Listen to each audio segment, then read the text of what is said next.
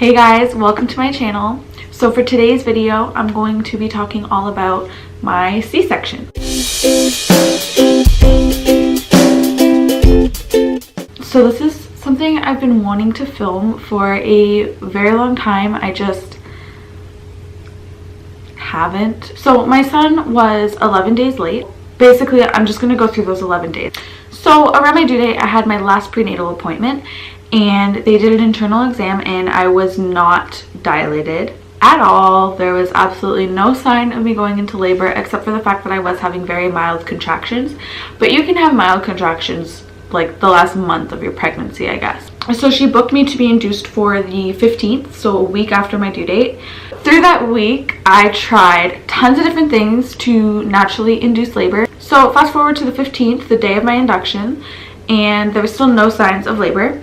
So first thing in the morning, my boyfriend and I went to the hospital. They started the admission process and then I went up to labor and delivery and I waited for a while, and then the doctor finally came in and told me that she didn't want to induce me. When you are induced, you have a heightened risk of having a C-section. Because of that risk and because of my age, she didn't want to induce me right away. She thought that if I went home and waited one more day that I would go into labor on my own. So she did an internal exam and she said that I was about a centimeter dilated. So she did a sweep. So next day, we're on the 16th and still nothing. So again, first thing in the morning, my boyfriend and I left the house, went to the hospital, and then they finally started my induction process. She used this thing called Cervidil, and it's just like this little strip that they insert. She told me to leave that in for 24 hours and then they would see where I'm at. Once they start the induction process, you can't leave the hospital. So they admitted me and I basically just chilled for the day. They would monitor me every like few hours just to make sure that the baby was okay and I was okay and the hormones that they were putting in my body weren't causing either of us to go into distress. I was starting to feel contractions, but they said that sometimes you'll have like, I guess, false contractions. So 24 hours later, we're on the 17th, it's a new doctor, and I'm still not in labor. Apparently, the Cervidil is only supposed to be in for 12 hours. Because it was in longer than he was comfortable with, he didn't want to do anything else. Basically, we just took the day and waited it out. I wasn't actually feeling them, but I was starting to get contractions. Like the monitor was showing that I was having contractions. If I wasn't sitting there paying attention to every little thing my body did, I wouldn't have known. So the nurse did an internal exam and she said that I was about 2 centimeters dilated. So I was progressing and we were super excited. So then the doctor comes back and he told me we weren't going to do anything else. I'm progressing, so let's just let nature take its course and he'll see me when it's baby time. When he came back, he had the intentions of checking me, so he wanted me to go to a different room, and then when he talked to my nurse, he changed his mind. He was like, no, she's progressing, it's fine. But this other nurse didn't quite get that memo, so she came and got me and I just followed her because I'm like, I don't know what's going on. The doctor came in and he's like, okay, well that was just a mix-up, but since you're here, do you want me to do an internal exam anyways?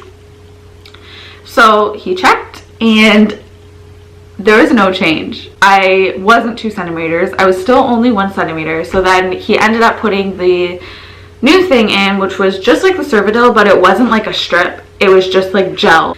So next morning, we're on the 18th. And he checked and there was still no change. So at this point, I was getting really frustrated. I was a huge ball of emotions. So he gave me a couple of options. I could either have the Cervidil again and stay in the hospital, or I could go home for a couple days, and if I still don't go into labor by the Thursday, then they would try the balloon. He didn't want to do the balloon right away because if it doesn't work, you have to have a C-section basically.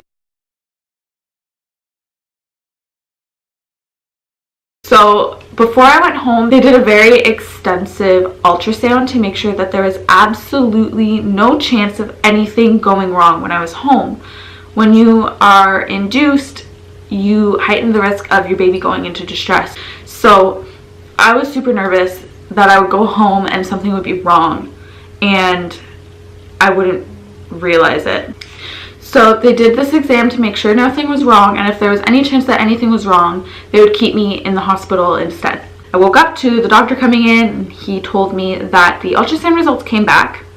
There was nothing wrong. However, it wasn't 100% accurate, so he wanted to keep me. He wasn't risking it.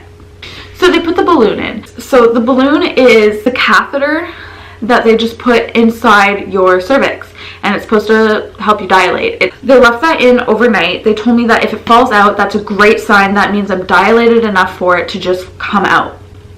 It didn't fall out. This morning, we are on the day of my C-section now, the 19th.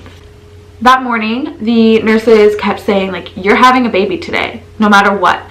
Either you're dilated enough or you're gonna have a C-section because this didn't work.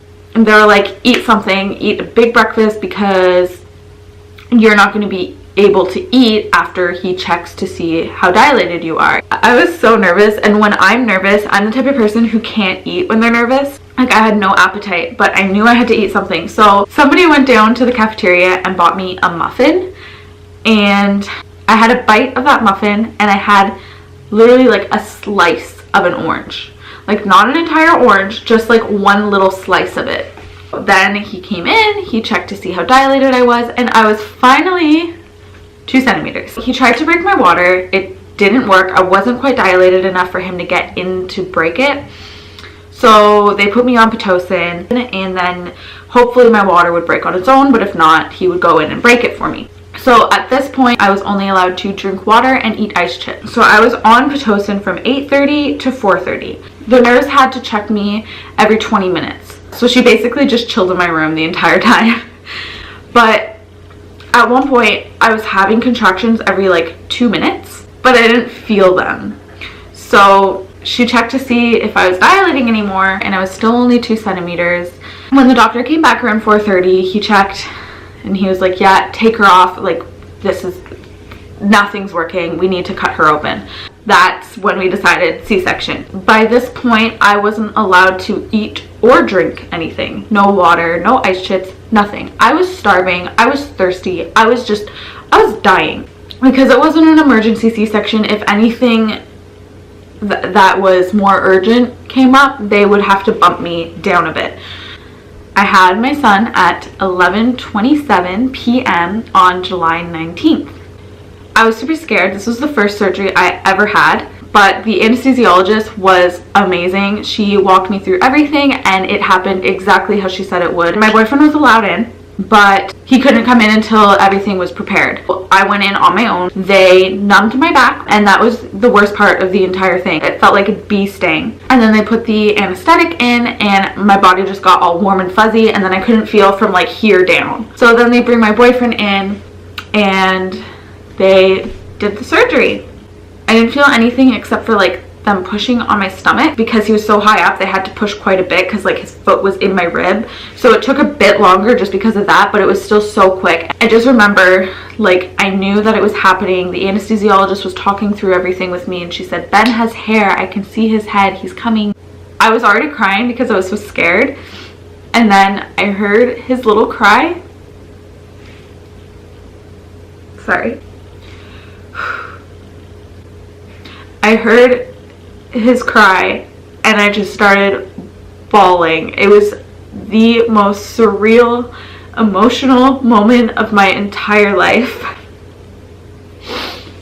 It was worth every single moment. I was nervous that I wasn't going to be able to do... I was nervous that I wasn't going to be able to do skin on skin. One of the nurses told me that I wouldn't be able to do skin on skin because they didn't have the staff, but the staff in the OR were amazing. Sorry for the change in angle and camera quality and probably audio quality, but my camera died and I only have one battery, so it's charging. So they brought him over and they did all his quick care, cleaned him up, cut the umbilical cord, all that, and then they did bring him over and they put him on my chest.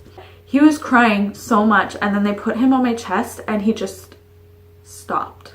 I couldn't touch him, which was really hard because my arms were strapped, but they kept him on me the entire time they sewed me up.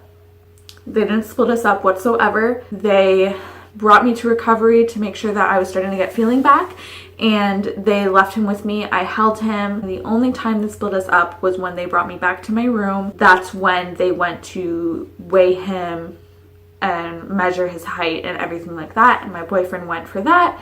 And I honestly didn't even notice that they were gone, because the entire time they were gone, they were taking care of me. By the time they were done getting me all settled, they were back. My son is awake.